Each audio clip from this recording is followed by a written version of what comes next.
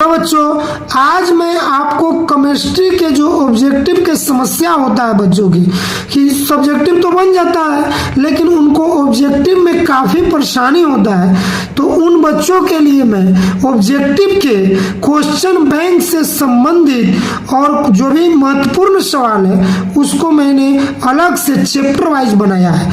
आप अगर इस पूरे चैप्टर को पढ़ लीजिएगा तो जान लीजिए कि इसके बाद आपका समस्या 80% खत्म हो जाएगा, मतलब ऑब्जेक्टिव लगभग आपसे बन जाएगा। इसीलिए प्लीज वीडियो के लास्ट तक बने रहिएगा और पेन और कॉपी लेकर बैठ जाइए और देखिए और समझिए और एक एक क्वेश्चन को आंसर सहित उतार कर रट जाइए। अब आज के बाद आपको कभी समस्या केमिस्ट्री का ऑब्जेक्टिव नहीं करेगा। ध्यान दीजिए, पहला लेसन ठोस अवस्था, इंग्लिश में सॉलिड स्टेट कहेंगे। हीरा में किस प्रकार का रवा है? हीरा में किस प्रकार का रवा है? तो आंसर होगा सहसंयोजक रवा है। NaCl जो नमक का सूत्र है, NaCl रवा की संरचना कैसा है बच्चों? इसका आंसर होगा फलक केंद्रित घनाकार। फलक केंद्रित घनाकार संरचना है किसका? NaCl रवा का। रवाहीन ठोस का नाम बताइए कि यानी किस ठोस में रवा नहीं होता है? तो इसका आंसर होगा कांच। कांच में रवा नहीं है लेकिन हीरा और NaCl में रवा है।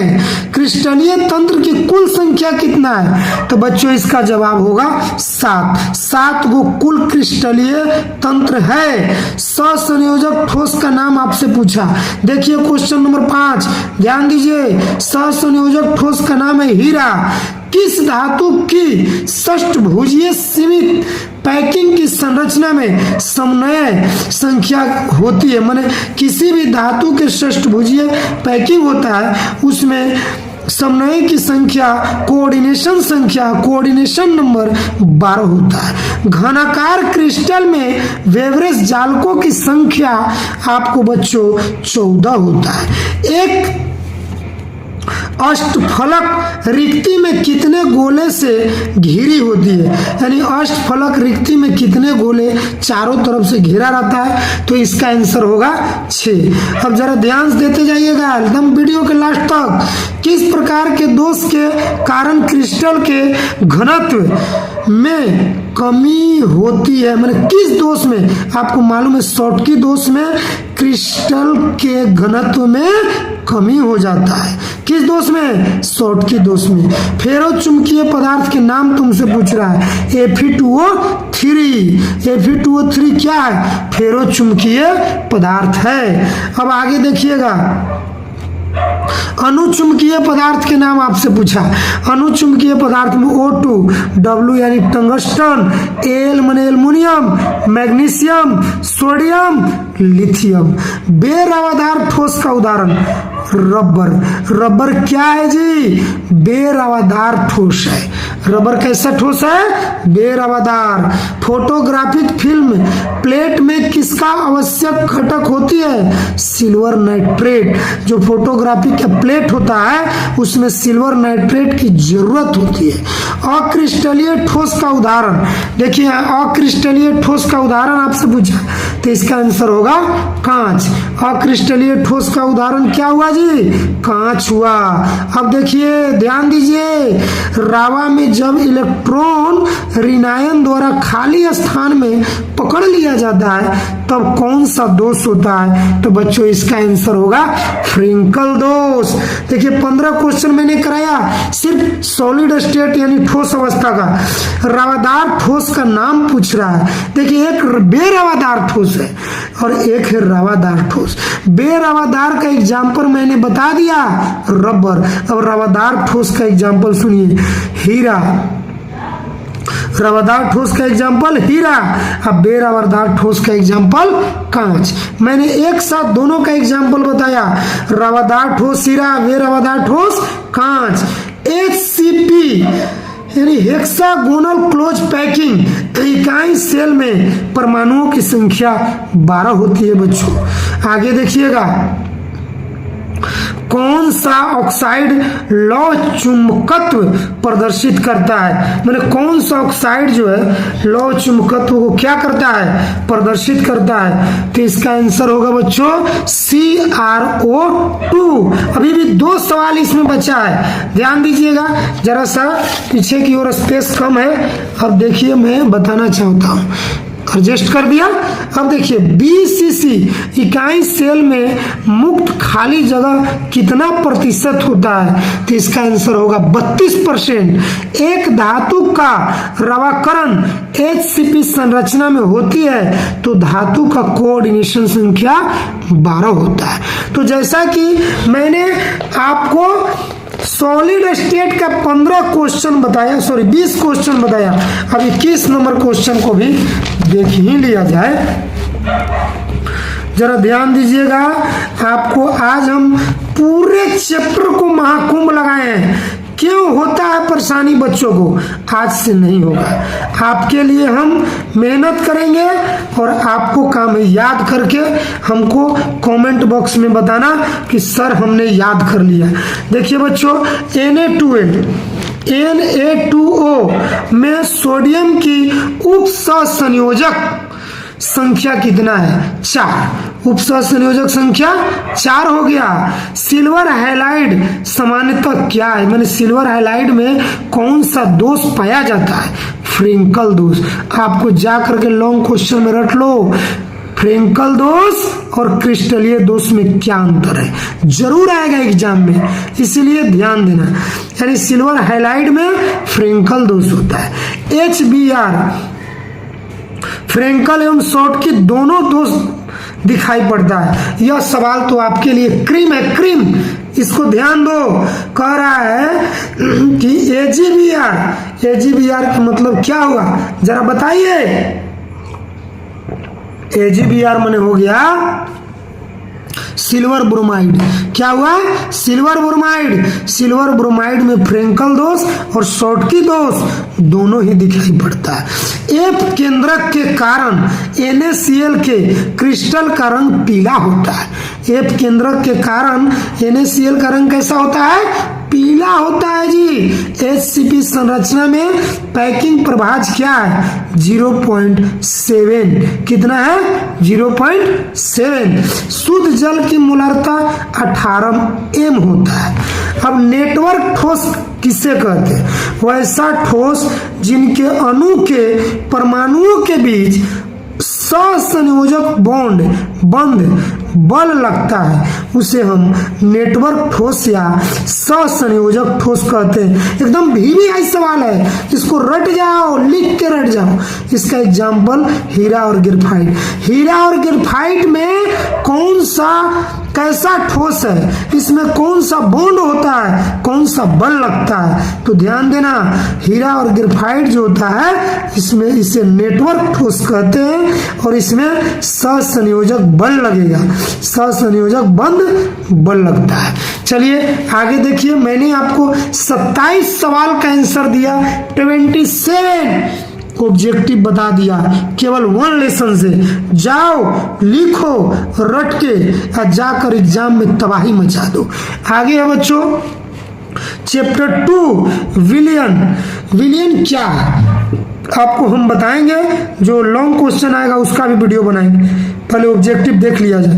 कौन अर्ध परागमय झिल्ली से निकल पाते हैं, माने कौन सा चीज है जो अर्ध परागमय झिल्ली से निकल जाता है, सेमी प्रेम्बल मेम्ब्रेन, SPM इसको शॉर्ट में बोलेंगे।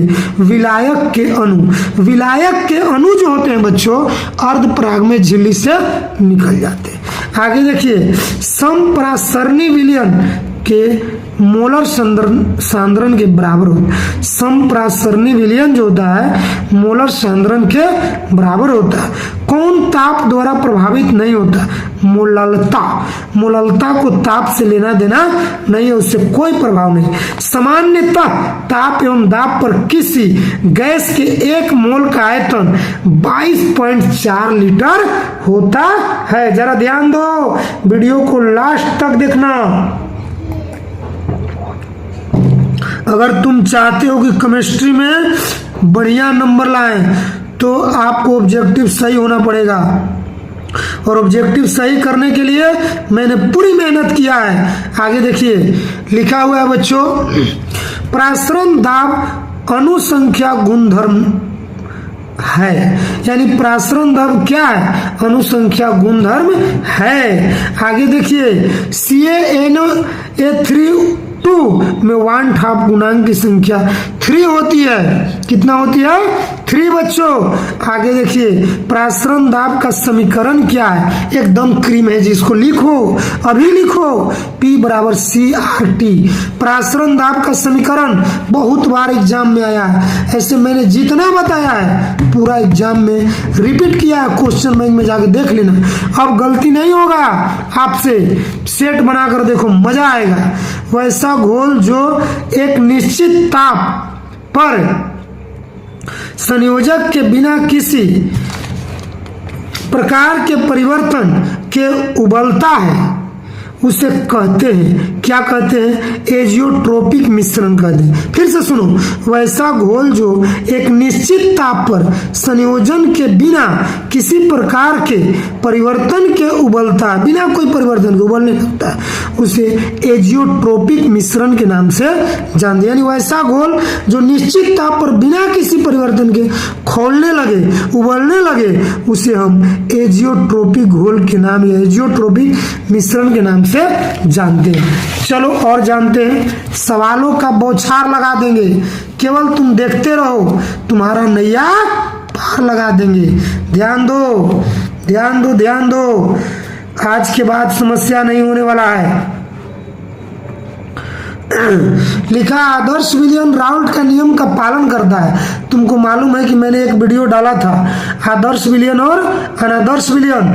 आदर्श विलियम राउल्ट का नियम का पालन करता है, पहाड़ों पर जल का क्वथनांक कम हो जाता है क्योंकि वायुमंडलीय दाब कम होता है। समान ताप एवं सांद्रण पर अगर अलग अलग प्रकार के प्रासरण दाब समान हो तो वैसे घोल को समप्रासरिक घोल कहते हैं, जैसे C1R1 = C2R2। इसको एकदम जाओ, लिखो, रटो और एग्जाम के दिन कमेंट करो कि सर आपका पूरा क्वेश्चन जो आपने बनाया था मिल गया। ध्यान दो, आगे देखो क्वेश्चन बैंक के भी समाधान है इसमें। चैप्टर नंबर 3 विद्युत रसायन इलेक्ट्रोकेमिस्ट्री, आयनीकरण का सिद्धांत किसने दिया? अर्हेनियम ने दिया। आयनीकरण के सिद्धांत किसने दिया? अर्हेनियम। चालकत्व, सेल का सेल स्थिरांक होता है L/A। L माने लंबाई, A माने एरिया। वैद्युत अपघट विलयन में विद्युत का संचालन करता है। सुनिए, विद्युत अपघट विलयन में विद्युत का क्या करता है? संचालन करता है। द्रवित सोडियम क्लोराइड के विद्युत अपघटन से कैथोड पर मुक्त होता है सोडियम। लेड स्टोरेज बैटरी द्वितीयक सेल है। फैराडे के विद्युत अपघट नियम इलेक्ट्रोड लाइट के समतुल्य भार से संबंधित है। ध्यान दीजिए, आप वीडियो को रोक कर भी लिखो, बहुत इंपॉर्टेंट है। फैराडे के विद्युत विच्छेदन का द्वितीय नियम संबंधित है विद्युत अपघटन के समतुल्य भार से। ध्यान देना है बच्चों, गैल्वेनिक सेल में एनोड क्या होता है? ऋणात्मक इलेक्ट्रॉन। एक फैराडे विद्युत धारा प्रवाहित करने पर प्राप्त होता है 1 ग्राम समतुल्य। क्या प्राप्त होता है? 1 ग्राम समतुल्य। कौन ऑक्साइड धातु की तरह विद्युतीय गुण प्रदर्शित करता है? CrO2। CrO2। आगे देखो, अब देखो कैसे एग्जाम निकलना चाहिए। हम आपके साथ पूरी तरह से मेहनत करने के लिए तैयार हैं। आपको करना क्या है कि ध्यान से लिखना है इसको और लाइक करते जाओ, एकदम लाइक कमेंट ठोक दो, लगे कि हाँ सर का मेहनत अच्छा है। हाइड्रोजन ऑक्सीजन सेल कैसा सेल है? हाइड्रोजन ऑक्सीजन सेल कैसा सेल है? ईंधन सेल है। जब लेड संचायक सेल को चार्ज किया जाता है तो H2SO4 पुनः उत्पन्न हो जाता है। देखो मेहनत किए हैं तो इसका फल दो, इस पर मेहनत किए हैं तो तुम लाइक करो, कमेंट करो और सब्सक्राइब जल्दी से करो। ना भी किया है तो करो, वीडियो को शेयर कर दो, इतना शेयर करो कि बिहार के एक भी बच्चा फेल ना हो। हम इसीलिए तो वीडियो बनाए हैं कि बिहार के एक भी बच्चा फेल ना हो, खास करके हिंदी मीडियम वाला। अब देखो बच्चों, अब कहना क्या चाह रहा है देखना। रासायनिक गतिकी चैप्टर नंबर 4, रासायनिक गतिकी को केमिकल किनेटिक के नाम से जानते हैं। इसको ध्यान देना। dx बटे dt kx के पावर 1/2, dx बटे dt kx के पावर 1/2 b के पावर 1/2 है। तो अब क्रिया की कोटि बता, पावरवा के जोड़ न दो, पावर के जोड़ दो, अब क्रिया की कोटि निकल गया। अब क्रिया की कोटि एक सवाल रहेगा तो कुछ करना ही नहीं है, पावर को जोड़ देना है। अब देखो, किसी द्वितीय कोटि की अभिक्रिया के वेग स्थिरांक के इकाई यानी मात्रक क्या है? मोल पर लीटर सेकेंड, यानी मोल प्रति मोल लीटर प्रति सेकेंड, यानी मोल पर माइनस एल है, एस पर माइनस। कैसे पढ़ेंगे? तो प्रति मोल लीटर प्रति सेकेंड। किसी पदार्थ की अभिक्रिया की दर निर्भर करती है, सक्रिय मात्रा पर निर्भर करती है। किसी रासायनिक अभिक्रिया का वेग स्थिरांक ताप पर निर्भर करता है। ध्यान दो, किसी रासायनिक अभिक्रिया का वेग स्थिरांक ताप पर निर्भर करता है। प्रथम कोटि की अभिक्रिया के लिए आर्द्र आयु प्रारंभिक सांद्रण पर निर्भर नहीं करता, यानी प्रथम कोटि की अभिक्रिया के लिए अर्ध आयु माने हाफ लाइफ प्रारंभिक सांद्रण पर निर्भर नहीं करता है। देखो बच्चों, 5वां क्वेश्चन है किसमें? लेसन 4 में। हेबर विधि की अमोनिया के निर्माण में उत्प्रेरक क्या है? तो लिखा हुआ देखिए, करेक्ट एकदम साफ सुथरा वर्ड में लिखिए, एफी के महीन चूर्ण यानी लोहा के महीन चूर्ण। किसी सहसंयोजक अभिक्रिया की दर समय के साथ क्या होती है? घटती है जी, घट जाती है। वीडियो को रोकना मत, पूरे देखो, लास्ट तक देखो। एक वीडियो में हम तुम्हारा एग्जाम नहीं पास करा दिए तो बोलना कि एक्सिस क्लासेस वाला पप्पू सर क्या बोला था। अधिकांश अभिक्रिया के लिए ताप गुणांक का मान 2 और 3 के बीच रहता है। सुनो, अधिकांश अभिक्रिया के लिए ताप गुणांक का मान 2 और 3 के बीच रहता है। एक शून्य कोटि की दर अभिक्रिया A + B, और यहाँ देखो एरो दिया C के लिए दर, देखो लेफ्ट साइड वाला पर क्या लगा देना? 0। लेफ्ट साइड वाला पर क्या लगा देना? 0। किसी कोटि की अभिक्रिया के लिए वेग तथा वेग स्थिरांक की इकाई समान होती है। किसमें? प्रथम कोटि अभिक्रिया में। कौन में? प्रथम कोटि। अभिकारक अणुओं के उत्पादन में परिवर्तन होने के लिए, है ना, यहाँ होने के लिए आवश्यक न्यूनतम ऊर्जा होता है सक्रिय ऊर्जा। किसी पदार्थ के क्रिया करने की दर निर्भर करती है सक्रिय द्रव्यमान पर। आगे देखो, ध्यान दो, एग्जाम निकलना है बाबू, टाइम नहीं, 2 महीने में फर्स्ट डिवीजन, एकदम फर्स्ट। ध्यान दो, किसी भी अभिक्रिया का उत्प्रेरक अभिक्रिया के वेग को बढ़ाता है एवं घटाता भी है। शून्य कोटि अभिक्रिया के, देखो ये पिक्चर है, इसको ध्यान दे के पिक्चरवा के लिख लो, है ना। शून्य कोटि अभिक्रिया के पिक्चर आता है जी, एग्जाम में जाके देखो, क्वेश्चन बैंक में ये सब मिलेगा आपको। मैंने पूरे चैप्टर का क्वेश्चन बैंक अलग किया, सोचो मेहनत कितना किया है। एक लाइक और एक सब्सक्राइब तो बनता है, और शेयर करते जाओ ताकि बिहार के कोई भी बच्चा फेल ना करे, खासकर हिंदी मीडियम वाला। हिंदी मीडियम वाला के एकदम अभी तबाही मचा देना है, सब तुम लोग खाली ध्यान दो ना। अब देखो बच्चों, शून्य कोटि T के पावर 1/2, इसको हम बोलते हैं प्रोपोर्शनल अल्फा। क्या बोलेंगे? 1, देखो थोड़ा सा दिखाई ना का दे रहा है जी, हाँ अब देखो दिखाई देगा। T के पावर 1/2 प्रोपोर्शनल अल्फा। प्रथम कोटि अभिक्रिया T 1/2 बराबर, मानवा याद कर लो जी, एकदम जरूरी है, इतना जरूरी है कि मत कहो। 0.693 बटे के। प्रथम कोटि रिएक्शन का टी हाफ का मान है, इसको अभी तुरंत लिखो, रट जाओ, एकदम रट जाओ। जल में H2Cl2 सूर्य प्रकाश 2HCl। अब क्रिया की कोटि क्या होगा? 2। कितना होगा? 2। देख लो, दूध ले। सामान्यतः ताप जितना ही अधिक रहता है अब क्रिया के बीच अभिक्रिया उतना ही तेजी से होती है। मोटे तौर पर 10 डिग्री सेल्सियस ताप बढ़ाने पर अब क्रिया की वेग क्या हो जाएगा? दुगुना। क्या हो जाएगा?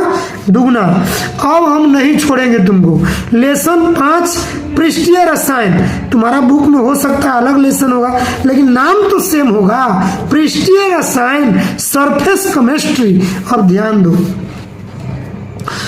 फ्रेंडलिक के अधिशोषण समताप के अनुसार, देखो ये कितना बढ़िया क्वेश्चन है कि x/m बराबर Kp⁴ होगा। दूध क्या है? वसा में परिक्षेपित जल है। दूध ऐसे पायस का उदाहरण है, याद कर लेना, दूध वाला बहुत ज्यादा है। गम यानी गोंद, लायोफिलिक कोलाइड का उदाहरण। गोंद किसका उदाहरण है? लायोफिलिक कोलाइड का। 298 केल्विन पर 1 ग्राम चारकोल के द्वारा किस प्रकार यानी किस गैस का सबसे अधिक आयतन अधिशोषण होगा? NH3 माने अमोनिया। इसमें हाइड्रोजन बॉन्ड बनता है, ये जल में घुलनशील है। कौन? अमोनिया। किस विधि द्वारा कोलाइड विलयन का शोधन किया जाता है? अपोहन विधि। अपोहन विधि के द्वारा कोलाइड विलयन का शुद्ध किया जाता है ना। लायोफिलिक कोलाइड के उदाहरण, इसको तो एकदम तुरंत रटो, एग्जाम में बहुत बार आया है, ध्यान दो। लायोफिलिक, दूध गोंद खून। दूध गोंद खून क्या है? लायोफिलिक कोलाइड के उदाहरण है। कोलाइड कणों का आकार 10⁻⁻5 से 10⁻⁷ cm के बीच होना चाहिए। स्टार्च के जल अपघटन में किस एंजाइम का उपयोग होता है? मल्टेज। किसका? मल्टेज। रासायनिक अधिशोषण की दर दाब बढ़ाने से बढ़ जाएगी। क्या बात है जी, कितना बढ़िया सवाल आ गया। रासायनिक अधिशोषण की दर दाब बढ़ाने से बढ़ती है। टिंडल प्रभाव। टिंडल प्रभाव सॉल में कोलाइडी विलयन है। सॉल में कोलाइडी विलयन, कोलाइडी विलयन में टिंडल प्रभाव दिखाई देता है। रासायनिक अधिशोषण में एक परत होती है। दूध क्या किसका उदाहरण है? बोलो, पायस का उदाहरण है। अभी जैसा कि हमने बताया भी था कि दूध किसका उदाहरण है? पायस का उदाहरण है। तो अब देखो 2 सवाल और, इसको भी क्लियर करेंगे इस लेसन का। भौतिक अधिशोषण में लगभग ऊष्मा 20 से 40 किलो जूल प्रति मोल उत्सर्जित होता है। किसमें? भौतिक अधिशोषण में। एकदम लिखो, रटो, एग्जाम में जाके पूरी तरह से ऑब्जेक्टिव रहो। रासायनिक अधिशोषण अवक्रिया कैसा अवक्रिया है? अणु उत्क्रमणीय अवक्रिया। कौन? रासायनिक अधिशोषण अवक्रिया। अब देखो, टिंडल प्रभाव इमल्सन में दिखता है। टिंडल प्रभाव इमल्सन। सोने के कोलाइड घोल सस्पेंशन में होता है, लेकिन चीनी के घोल में नहीं दिखाई देता है। यानी सोने का कोलाइड घोल सस्पेंशन में होता है, लेकिन चीनी के घोल में नहीं दिखाई देता। उत्प्रेरक क्या है? उत्प्रेरक के तो हम पहले भी आपको जानकारी दिए कि अवक्रिया के वेग को बढ़ा देता है और अवक्रिया में कोई प्रभाव नहीं डालता है। गैस का अवशोषण चारकोल के द्वारा सबसे अधिक होता है। कौन गैस का अवशोषण चारकोल के द्वारा सबसे अधिक? NH3। कुछ देर पहले बोले थे अमोनिया। अब है बच्चों अगला लेसन, तत्वों का निष्कर्षण के सिद्धांत एवं प्रक्रम। लेसन 6 आपका चैप्टर देख लीजिएगा। कौन धातु समानतः मुक्त अवस्था में पाया जाता है? सोना। Au माने सोना, गोल्ड। किसके निष्कर्षण में वैद्युत धातु कर्म का उपयोग होता है? माने किस धातु के निष्कर्षण जो है वैद्युत धातु कर्म के द्वारा करते हैं? सोडियम। जिसमें 2 अलग अलग धातु उपस्थित होते हैं वह क्या कहलाता है? Copper pyrite. कॉपर पाइराइट में 2 अलग अलग धातु उपस्थित होते हैं। लोहे का मुख्य ऑक्साइड अयस्क क्या है? यानी लोहे का अयस्क के नाम पूछा हेमेटाइट से। तो हेमेटाइट, मैग्नेटाइट, सिडेराइट होता है, लेकिन मुख्य रूप से हेमाटाइट हेमाटाइट होता है। आगे देखो, धातु के ऑक्साइड को कार्बन या कार्बन मोनोऑक्साइड के द्वारा धातु नवकृत करने की प्रक्रिया को प्रगलन कहते हैं। ये तो भाई बढ़िया क्वेश्चन है, 2 नंबर में मिले। जो आप सवाल कर रहे हो यह 2 नंबर यानी कि शॉर्ट क्वेश्चन में भी आने की संभावना है, इसलिए प्लीज रुको नहीं, सुनो नहीं, बस लिखो, रटो, चैप्टर वाइज रटो। किस धातु के निष्कर्षण के लिए साइनाइड विधि का उपयोग किया जाता है? कौन सा धातु का निष्कर्षण साइनाइड विधि से होता है? एजी मतलब चांदी। पाइरोलुसाइड, पाइरोलुसाइड किसका अयस्क है? मैग्नीज का अयस्क है। किसका है? मैग्नीज। पृथ्वी के परत में सबसे अधिक मात्रा में एल्युमिनियम होता है। सल्फाइड अयस्क का सांद्रण प्राय फेन पलवन विधि से करते हैं। फेन पलवन विधि में तारपीन के तेल या पाइन के तेल का भी प्रयोग किया जाता है। कौन धातु का निष्कर्षण विद्युत विच्छेदन की क्रिया के द्वारा नहीं होता है? लोहा धातु का निष्कर्षण विद्युत विच्छेदन क्रिया से नहीं होता। हुप विधि के द्वारा किस धातु के निष्कर्षण होता है? शोधन होता है एल्युमिनियम बच्चों। किसका? एल्युमिनियम। अब देखो, अब जरा देख मेरे भाई, हम रुकेंगे जब तक खत्म नहीं तब तक रुकना नहीं। केवल आप हमें साथ देना, एग्जाम के लास्ट तक हम आपको मदद करेंगे। ध्यान देना, आपको एग्जाम निकलेगा बढ़िया नंबर से निकलेगा। गैलेना किसका अयस्क है? पीवी माने बताइए? पीवी मतलब होता है आपको लेड यानी सीसा। गैलेना किसका अयस्क है? सीसा का, लेड का। सबसे प्रबल अम्ल का नाम HClO4। सभी अयस्क खनिज है, लेकिन सभी खनिज अयस्क नहीं होते हैं। खनिज जिससे वैसा खनिज जिससे धातु का निष्कर्षण किया जाता है उसे अयस्क कहते हैं। अयस्क कैसे भी डिफिनेशन दे सकते हो? वैसा खनिज जिससे कम खर्च में आसानी से धातु बनाया जाता है उसे अयस्क कहते हैं। वात भट्टी में किस ऑक्साइड का अपचयन होता है? तो आयरन ऑक्साइड यानी लोहा। अयस्क में मिले हुए अशुद्धि को गैंग कहते हैं। अयस्क में मिले हुए अशुद्धि को क्या कहेंगे? गैंग। ग्रुप 1 के तत्व को क्षारीय तत्व। ग्रुप 1 के तत्व में क्या है बताइए? लिथियम, सोडियम, मैग्नीशियम, ये सब का कौन सा तत्व है? ग्रुप 1 के तत्व है, इसे क्षारीय तत्व कहते हैं। मालाकाइट कॉपर का अयस्क है। कॉपर पैराइड के सूत्र ध्यान दो, CuFeS2। कौन धातु भूपट्टी में सबसे अधिक? एल्युमिनियम। स्मेल्टिंग में धातु के ऑक्साइड का उपचयन में प्रयुक्त होता है कार्बन। मंड विधि, अरे वाह क्या मजेदार क्वेश्चन है ये। तो क्वेश्चन आपका एग्जाम में आने की संभावना अधिक बनाता है। ध्यान दो, मंड विधि द्वारा किसको? निकेल का परिष्कृत किया जाता है।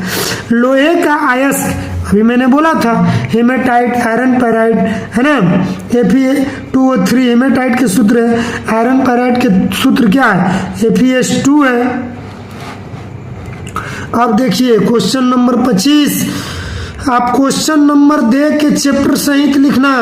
अयस्क में उपस्थित अगलनीय जो गलता नहीं, अशुद्धि को दूर करने के लिए जो पदार्थ डाला जाता है उसे गाला क्या फ्लक्स के नाम से जानते हैं। यानी वैसा पदार्थ जो अयस्क में मिले हुए अशुद्धि को हटाने के लिए बाहर से डाला जाता है उसी को फ्लक्स कहते हैं। गालक अगलनीय शुद्धि के साथ प्रतिक्रिया करके जिस गलनशील पदार्थ का निर्माण करता है उसे धातु मल कहते हैं।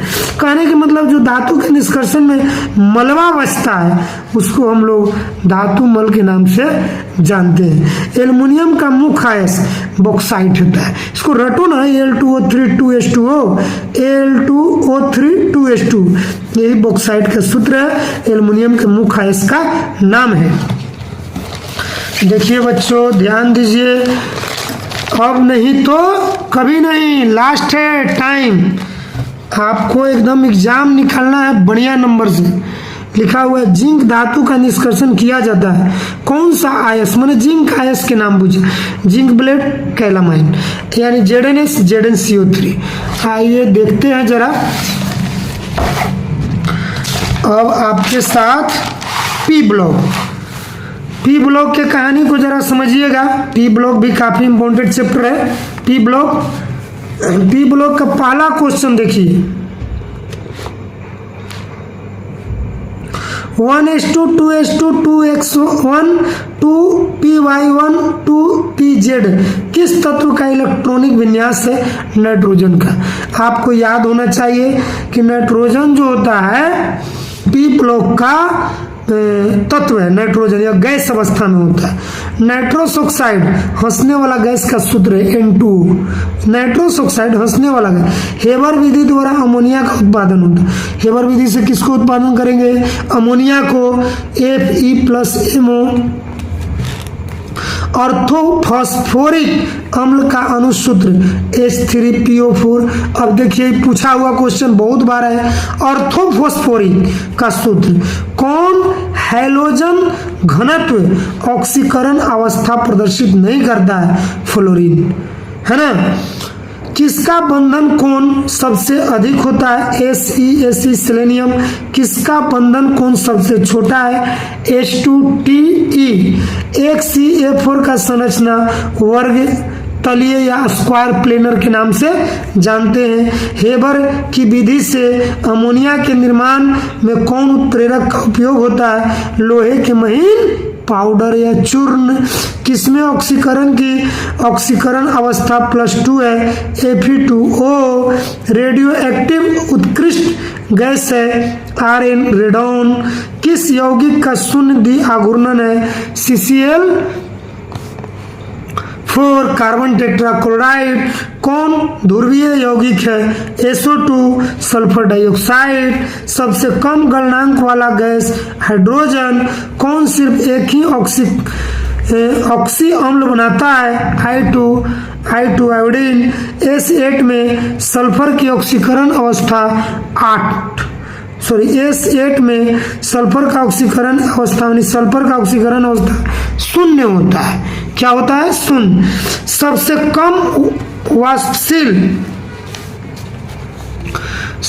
कम वाष्पशील के नाम है H2S। ऑक्सीकारक एवं अवकारक दोनों के तरह कौन व्यवहार करेगा? ओहो, रसायनों के यह एक प्रकार के राजकुमार है भैया। सल्फ्यूरिक अम्ल कार्बोरेटरी में होता है, लिक्विड होता है, और यही जो है ऑक्सीकारक अवकारक दोनों प्रदर्शित करता है, यानी ऑक्सीकरण अवकरण रिडक्शन और ऑक्सीडेशन दोनों प्रदर्शित करता है। आइए पी ब्लॉक के क्वेश्चन जानिए। पी ब्लॉक पढ़ लिया तो कहना ही नहीं है। एग्जाम को तो हम तबाही मचा देंगे जी। आप केवल ध्यान दीजिएगा। अब आ जाइए, ध्यान दीजिए। हम भी एडजस्ट कर ले रहे हैं, आपको दिखाई देना चाहिए। कौन रंगहीन है? NH3। अरे भाई NH3 रंगहीन है, इसका कोई रंग नहीं है, लेकिन जल में घुलनशील है क्योंकि हाइड्रोजन बॉन्ड बनाता है। क्लोरीन अमोनिया की अधिकता से अभिक्रिया करके बनाता है NH4Cl। F बॉन्ड यानी बंध सबसे ज्यादा प्रबल बॉन्ड है। P-D बंध SO3 2 के पावर माइनस। वर्ग 16 के तत्व कहलाता है कैल्कोजन। अनुचुंबकीय प्रदर्शित करने वाला पदार्थ O2 ऑक्सीजन। सबसे प्रबल अम्ल HClO4 है, ओलियम का सूत्र। अरे वाह, ये तो इतना पूछा है कि इसका जवाब है नहीं। ये भी तो सल्फ्यूरिक अम्ल से बनता है, H2O7 ओलियम का सूत्र है। F हाइलोजन प्रबल ऑक्सीकारक है। ये तो भैया सबसे ज्यादा ऑक्सीकरण देता है, F यानी फ्लोरीन। हेलोजन ग्रुप में ग्रुप 17 में फ्लोरीन, क्लोरीन, ब्रोमीन, आयोडीन। उजला और पीला फास्फोरस क्या है? अप्रूफ है जी। उजला और पीला फास्फोरस अप्रूफ है। ओलियम में H2SO4 के साथ और कौन सा उपस्थित है? SO3। NH3 में N का हाइब्रिडाइजेशन sp3 होता है।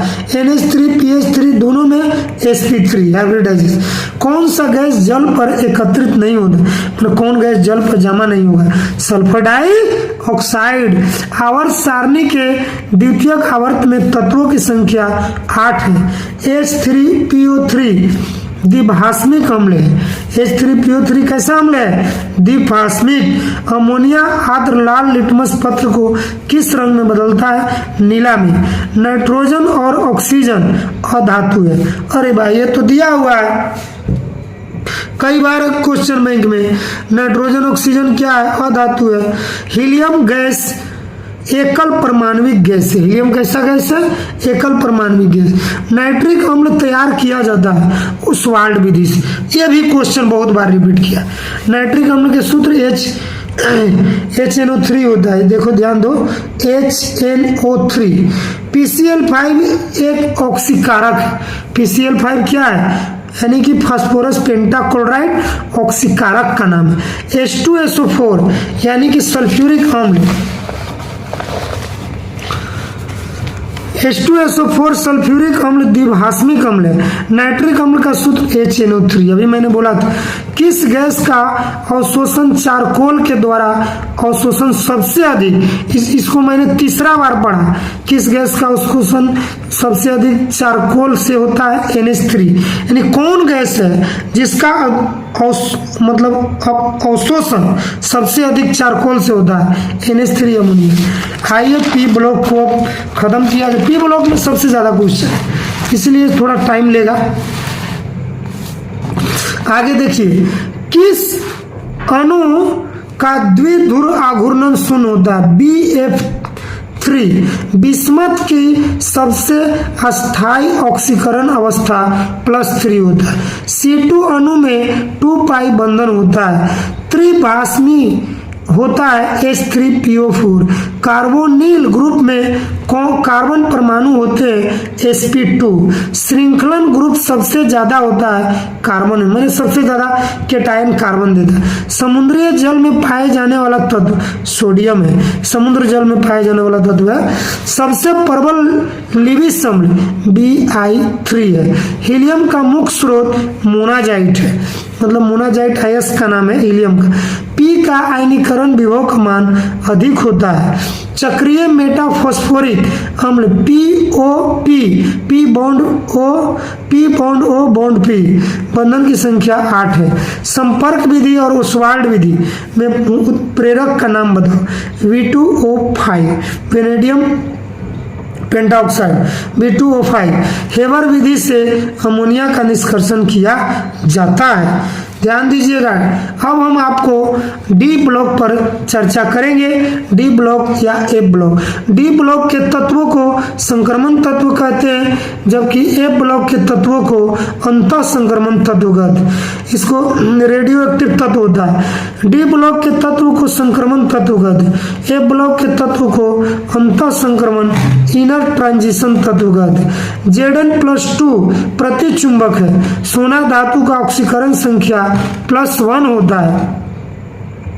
संक्रमण तत्व का इलेक्ट्रॉनिक विन्यास n-1 d के पावर 1 से 10 ns 1 से 2 होता है।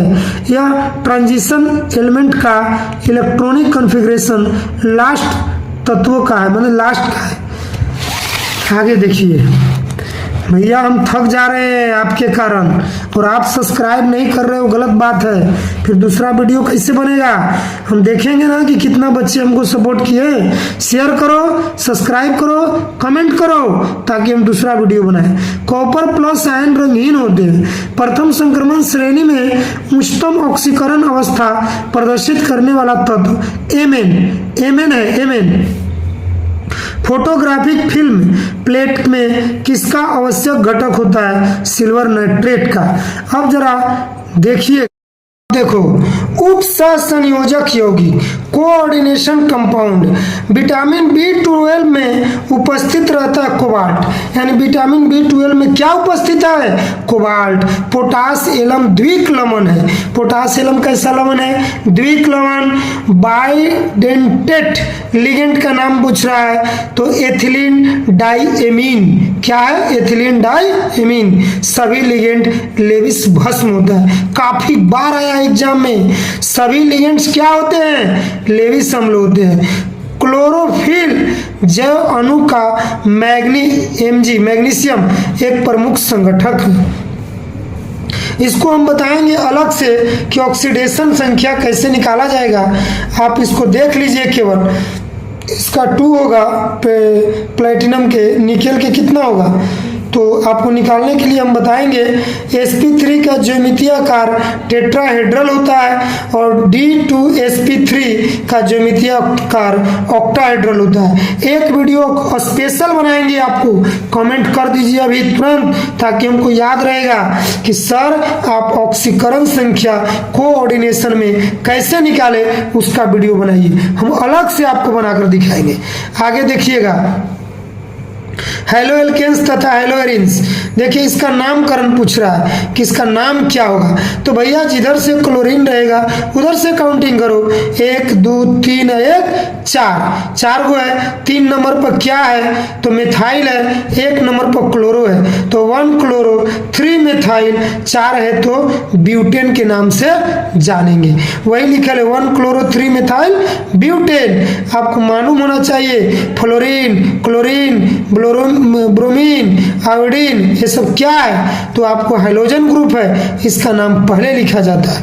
आगे देखिए, क्लोरोफॉर्म जिंक और जल के द्वारा अवकरण से बनाता है मेथेन, यानी क्लोरोफॉर्म जिंक और जल के अवकरण से मेथेन बनाता है। विनाइल हाइलाइड के सूत्र पूछा है, CH3 bond single bond, C ऊपर से Br है bromide, double bond CH2। Alkyl halide का उपयोग किसके निर्माण में होता है, देखिए एल्किल हाइलाइड का उपयोग किसके निर्माण में होता है जी, एल्केन, एल्कीन, एल्कोहल, इन सब के निर्माण में किया जाता है। अब आ जाइए बच्चों अगला क्वेश्चन पर, ध्यान दीजिए, वीडियो के लास्ट तक बनिए, इस बार नहीं तो कभी नहीं, एकदम ध्यान दो। किस यौगिक का उपयोग अग्निशामक में होता है, CCl4 कार्बन टेट्रा क्लोराइड, आग बुझाने में काम आता है। वह अभिकर्मक जिसका उपयोग ब्यूटेन 1 अल से 1 ब्रोमो ब्यूटेन 1 बनाने में होता है, तो CHBr3 को। बेंजीन प्लस क्लोरीन सनलाइट से क्या बनाता है, बेंजीन हेक्सा क्लोराइड बनाता है। ध्यान दो भाई, एकदम वेरी वेरी इंपॉर्टेंट सवाल है। C2H5Br यानी कि ब्रोमोएथेन को यानी कि पोटेशियम हाइड्रोक्साइड और अल्कोहल से क्रिया करेंगे तो एथीन बनाएगा, है ना, क्या बनाएगा, एथीन। इथेन में कार्बन का संकरण sp3 होता है। इथाइन में पाई बॉन्ड की संख्या 2 होता है। ये सब बताएंगे, वीडियो आपको एक एक डालेंगे, पाई बॉन्ड क्या है, सिग्मा बॉन्ड क्या है, ताकि आपका ऑब्जेक्टिव ना छूटे। एल्कोहल, फिनॉल और ईथर। एल्कोहल देखिए ध्यान दीजिए, इसका IUPAC नेम पूछ रहा है। नंबरिंग उधर से करेंगे जिधर से OH यानी कि अल्कोहल फंक्शनल ग्रुप है, 1 2 3। तो बताइए नामकरण में ध्यान देना, OH फंक्शनल ग्रुप में हमेशा लास्ट में लिखा था, जबकि CH3 क्लोरीन फ्लोरीन जो है शुरू में लिखा था। तो ये दूसरा नंबर पर है, तो इसका नाम है 2 मिथाइल 1 प्रोपेनॉल। ब्यूटेन 2 ऑल एक क्या है, सेकेंडरी अल्कोहल है। CH3OH जल में घुलनशील है, इसका नाम है मेथिल अल्कोहल। क्या नाम है जी, मेथिल अल्कोहल। मेथिल अल्कोहल जल में घुलनशील है। प्राइमरी अल्कोहल का उत्प्रेरक निर्जलीकरण से मिलता है एल्डिहाइड। देखिए जो फॉर्मूला नजर आ रहा है जिसके ऊपर OH लगा है बेंजीन के साथ, इसका नाम है फिनॉल। क्या नाम है, फिनॉल। ग्लिसरॉल है एक ट्राईहाइड्रिक एल्कोहल।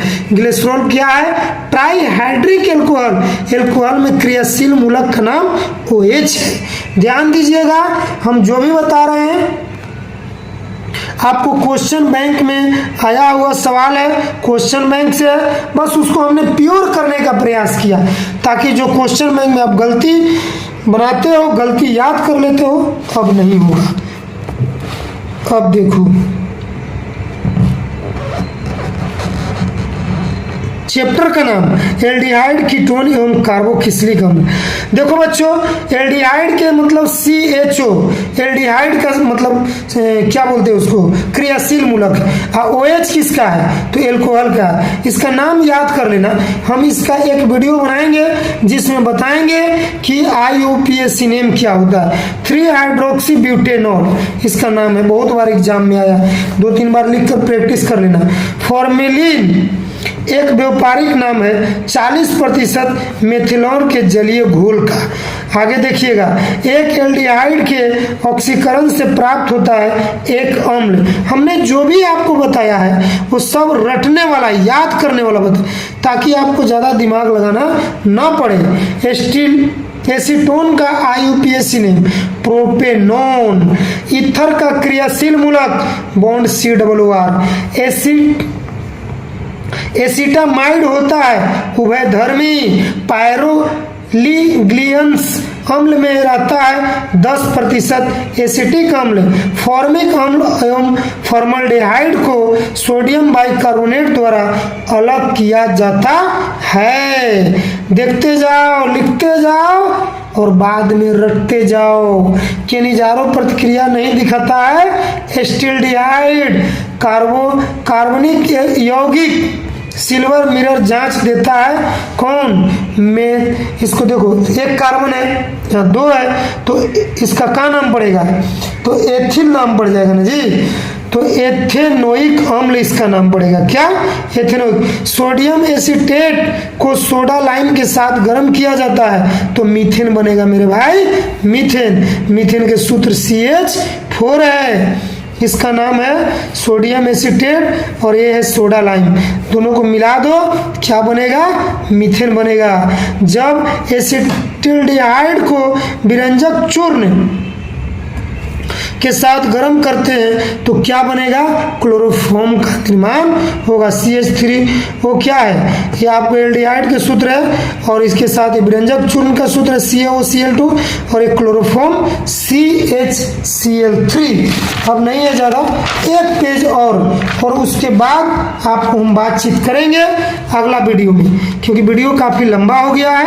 हम नहीं चाहते थे कि इतना लंबा वीडियो बने, लेकिन क्या करें, आपका एग्जाम भी नजदीक है, इसीलिए हमने पूरी वीडियो इसमें पूरी ऑब्जेक्टिव को बनाया।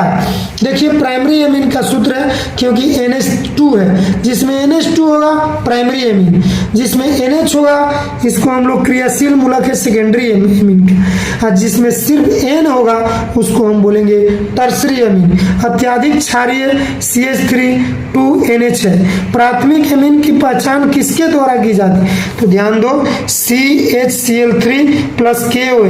एनिलीन में पाई बॉन्डों की संख्या 3, CH3 CH2 NH2 को कहा जाता है इथाइल एमीन। भैया 2 कार्बन है तो इथाइल तो होवे करेगा और NH2 है तो एमीन, और इसका IUPAC नेम पूछ रहा है तो ध्यान दीजिएगा, इसका 1 2 3 कार्बन है तो प्रोपेन होगा, और दूसरा नंबर पर NH2 है तो एमीन हो गया, तो इसका नाम पड़ेगा प्रोपेन 2 एमीन। एमीन लास्ट में लिखा जाता है। प्राथमिक एमीन की पहचान किसके द्वारा, CHCl3 plus KOH, potassium hydroxide, और इसका नाम है क्लोरोफॉर्म। एनिलीन में पाई बॉन्डों की संख्या 3, किसको अवकृत करने से सेकेंडरी एमीन प्राप्त होता है, तो इसका नाम है कार्बनिक एमीन। अब एक सवाल आखिरी है, मिथाइल एमीन को बनाया जाता है हॉफमैन ब्रोमाइड और क्रिया के द्वारा बेंजीन डाइएजोनियम क्लोराइड के जलीय विलयन को गर्म करने से प्राप्त होता है फिनॉल। वीडियो पसंद आया होगा, हम उम्मीद करते हैं, विश्वास करते हैं, और तो इसको जाकर शेयर कर दो, सारे बच्चे में शेयर कर दो, ताकि एग्जाम के दिन तुमको एक और कहेगा थैंक यू भाई, तूने तो मेरी जिंदगी बदल दी। बहुत बहुत धन्यवाद।